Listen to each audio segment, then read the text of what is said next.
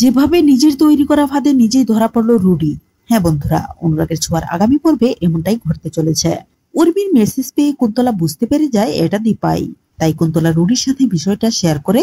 Rudi বলে, মম একদম চিন্তা করো না, কারণ এখন থেকে যা করার আমার বোকা বউ সোনাই করবে। কুন্তলা বলে, কিভাবে? রুডি বলে, মম সেটা তোমাকে পরে বলছি।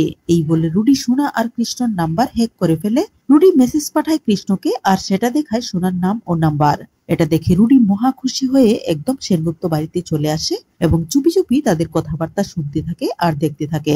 এদিকে সূর্য মোটামুটি সুস্থ হওয়ায় দীপাকেই খুঁজতে থাকে, কিন্তু ছদ্মবেশধারী দীপা অবিনাশের অসুস্থতার খবর পেয়ে সূর্যকে ফাঁকি দিয়ে চলে আসে হাসপাতালে। এদিকে রুডি বাড়ির বাইরে বেরিয়ে সোনাকে একটা মেসেজ পাঠায় এবং কৃষ্ণকেও পাঠায়। তারপর তারা দুজনে সাক্ষাৎ করবে বলে বাইরে বেরিয়ে আসে সোনা, কিন্তু কৃষ্ণ রূপার সাথে দাঁড়িয়ে কথা বলায় একটু দেরি হয়ে যায়। আর এই ফাঁকে রুডি চুপি চুপি এসে কৃষ্ণর অপেক্ষায় দাঁড়িয়ে থাকা সোনাকে পেছন থেকে জড়িয়ে ধরে এবং অসভ্যতা করে সেখান থেকে চলে আসে। তারপর কৃষ্ণ সোনার সামনে আসতেই সোনা রেগে গিয়ে কৃষ্ণর গালে কষিয়ে চর বসিয়ে দেয়। কৃষ্ণ কিছুই বুঝতে পারছে না সোনা কেন তার সাথে এমন করছে।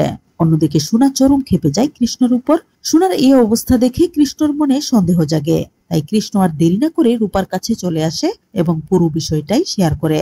রূপা বুঝতে পারে এটা অন্য কারো কাজ। রূপার কথা শুনে কৃষ্ণরও সন্দেহ হয়। তাই তারা দুজনে মিলে থানায় চলে আসে এবং তাদের সমস্যার কথা পুলিশকে বলে। তারপর পুলিশ নাম্বার দুটো চেক করে এবং দেখতে পায় অন্য একটি নাম্বার দিয়ে এই দুটো নাম্বারকেই হ্যাক করা হয়েছে।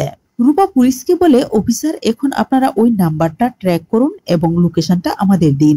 পুলিশ তাই করে এবং রূপা আর কৃষ্ণকে বলে, আপনারা এই ঠিকানায় চলে যান, তারপর কোনো সমস্যা হলে আমাদেরকে জানাবেন।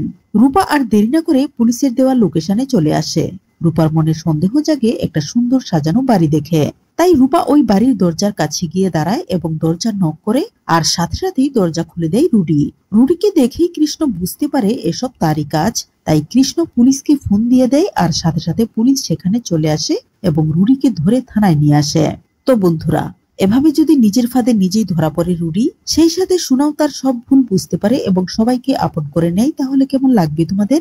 জানিয়ে দাও কমেন্ট করে। ধন্যবাদ।